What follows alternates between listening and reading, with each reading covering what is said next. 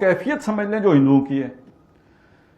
हिंदू जो खास तौर पर ये आपने सुना जो राष्ट्रीय सेवक संघ है और संघ परिवार है जिनके मुख्तलिफ शेड्स हैं, उन्हीं का जो पॉलिटिकल विंग है जिसे बीजेपी कहते हैं, ये एक बहुत बड़ी ताकत है हिंदुस्तान में। और ये ताकत, इसके जो डांडे हैं, ये उस ताकत के साथ मिलते हैं जो औरंगजेब आलमगीर के साथ बरसरे पैकार है, मरहटा ताकत। ये जो मराठे हैं इनका भी कोई अपना एक यानी बड़े लड़ाका कौम है, बड़ा पोटेंशियल है और बड़ी ताकत, और इन्होंने मतलब इनके अंदर एक मज़ाहमत की ताकत है। औरंगजेब जैसे बादशाह को मुसलसल जिच करके रखा, उसे मेरा ख्याल है दिल्ली रहना नसीब नहीं हुआ। ये हर वक्त कहीं ना कहीं से इनकी छेड़कारियां जारी रही। इनकी सोच ये कि ये जो हिंदुस्तान है, धरती माता, आपने सुना होगा ये जय हिंद या धरती, वो जय हिंद उसी से निकला कि ये मां की तरह है, ये धरती माता।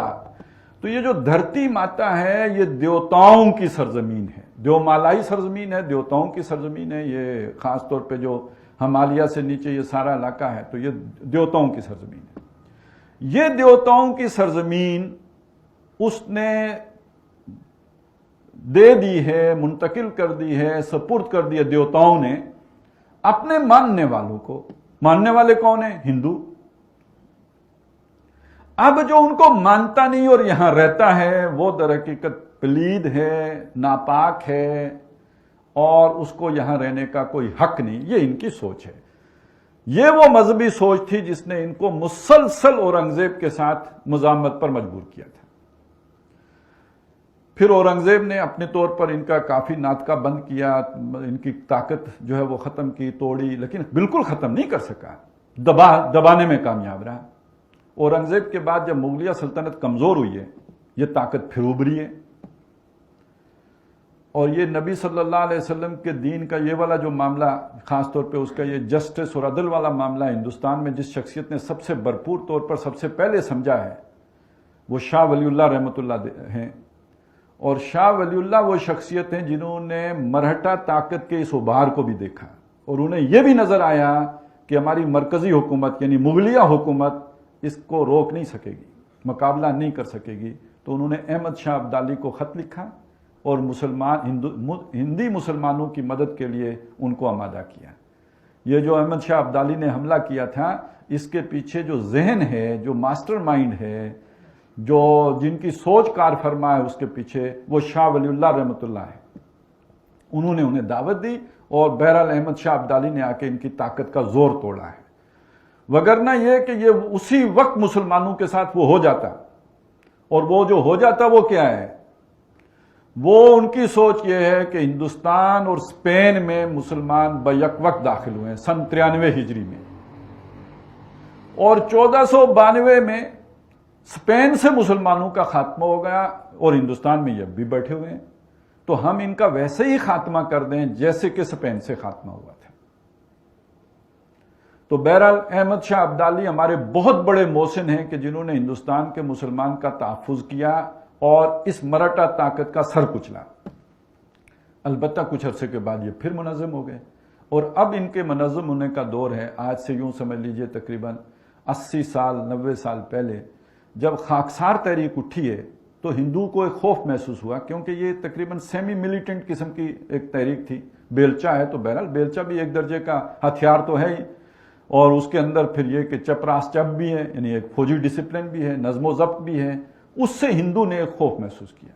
उसके रिएक्शन में उन्होंने एक वैसी ही जमात बनाई, RSS, राष्ट्रीय सेवक संघ, और वो भी एक सेमी मिलिटेंट किस्म की जमात, और उसकी उन्होंने तश्कील की। और इसमें वो वॉलंटियर्स लेते थे जो शादी भी ना करें, यानी अपने आप को हमा वक्ती तहरीक के लिए वक्फ कर दें, और उनको बिल्कुल ऐसे नहीं कि कोई तनख्वाहदार होंगे। उसका अगर नक्शा हो तो अब हिंदू हैं वो बात कहने को दिल नहीं करता, लेकिन ये कि समझाने के लिए कि वो यानी अपना आप को ऐसे वक्फ कर देते थे जैसे असहाबे सुफा ने अपने आप को वक्फ किया हुआ है, वो शादी तक नहीं करनी। और इसके दो कैडर्स होते थे, एक चालिक है, एक प्रचारक है। प्रचारक उनके मुबल्लिगीन जो बाकी लोगों को हिंदुत्व की जो है वो दावत देने वाले, उबारने वाले, मजहब के लिए खड़ा करने वाले, और चालिक वो हैं जो उनके मुंतजमीन हैं, नाजिम वगैरह जो उनको चलाने वाले और चाल चलाने वाले, ये चालिक हैं।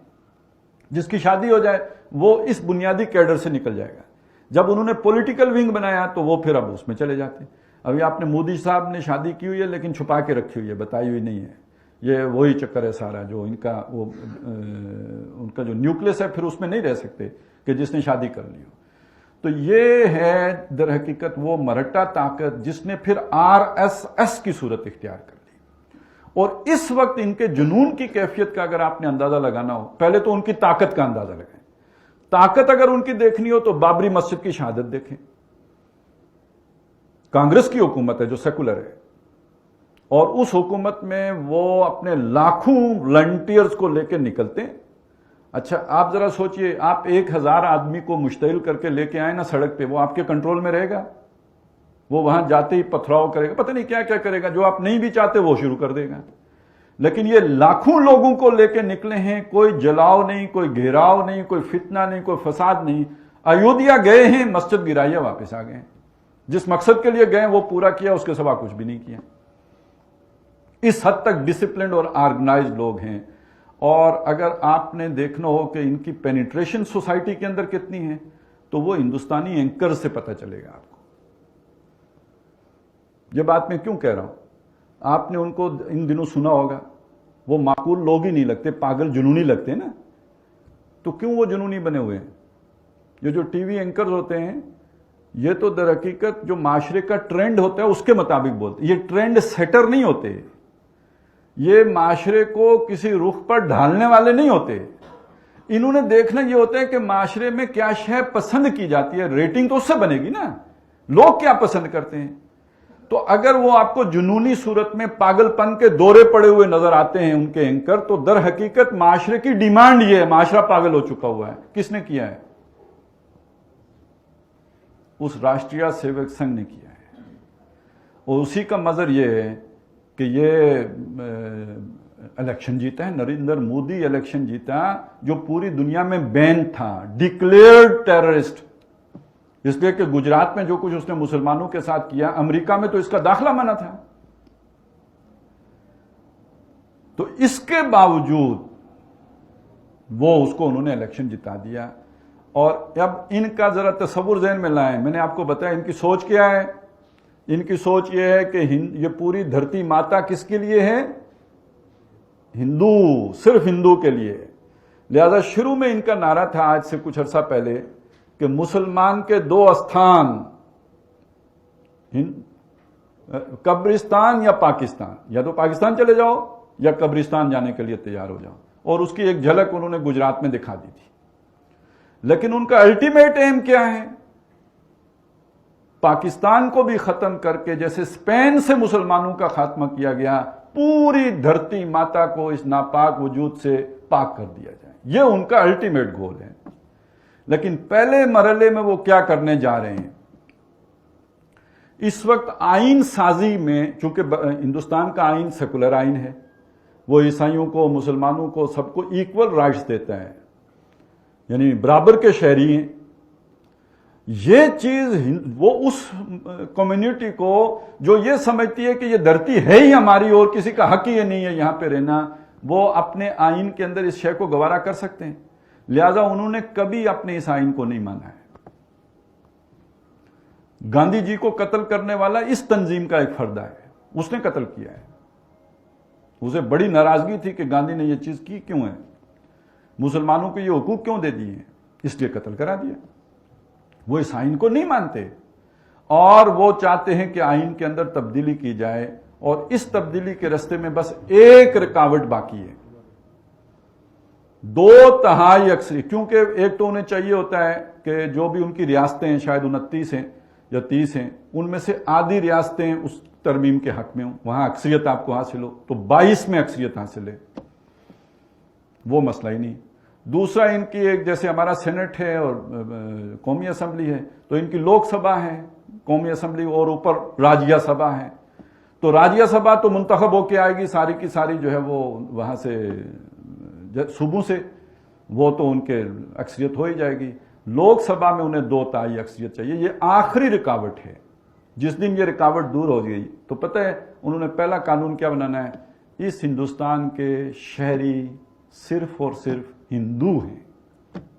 جس کا مطلب کیا ہے، سارے نان ہندو، کیا مسلم، کیا کرسچن، کیا بدھ، جو بھی ہیں باقی سارے، وہ ہندوستان کے شہری ہی نہیں رہیں گے۔ جب وہ شہری ہی نہیں رہیں گے تو وہ کوئی شے پوزیس کرنے کا حق نہیں رکھیں گے۔ آپ زمین کے مالک کسی ملک میں کب بن سکتے ہیں؟ جب آپ اس ملک کے شہری ہوں۔ آپ کا رائٹ ٹو لیو، زندہ رہنے کا حق، تب تک ہے معتبر جب آپ اس ملک کے شہری ہوں۔ آپ شہری نہیں رہے تو اس کے بعد در حقیقت آپ اس ملک میں غلام کی حیثیت سے تو رہ سکتے ہیں، اور غلام بہرحال وہ آقا کی مرضی ہوتی ہے زندہ رکھے یا مار دے، وہ آقا کی مرضی ہوتی ہے کہ اسے کہیں کیمپوں میں رکھے یا یہ کہ سڑکوں پہ چھوڑ دے، وہ تو پھر آقا پہ ڈیپینڈنٹ ہے۔ وہ شہری رہیں گے نہیں، اور جب شہری نہیں رہیں گے تو نہ ان کی املاک ہوں گی، بالکل غلام والا سٹیٹس جو عرب میں تھا۔ اور یہ آپ کو لگے گا کہ بڑی خیالی سی بات ہے، لیکن ذرا آپ برما کا تو سفر کر کے دیکھیں، وہاں مسلمانوں کے ساتھ یہ ہو چکا ہے، ان کے شہری حقوق ساقط کیے جا چکے ہیں، اور وہ خبریں آپ پڑھ چکے ہیں جو کچھ برما میں ہوا، اور اس کے پیچھے یہی ذہنیت ہے۔ اور یہاں آ کے اب جو جوڑتا ہے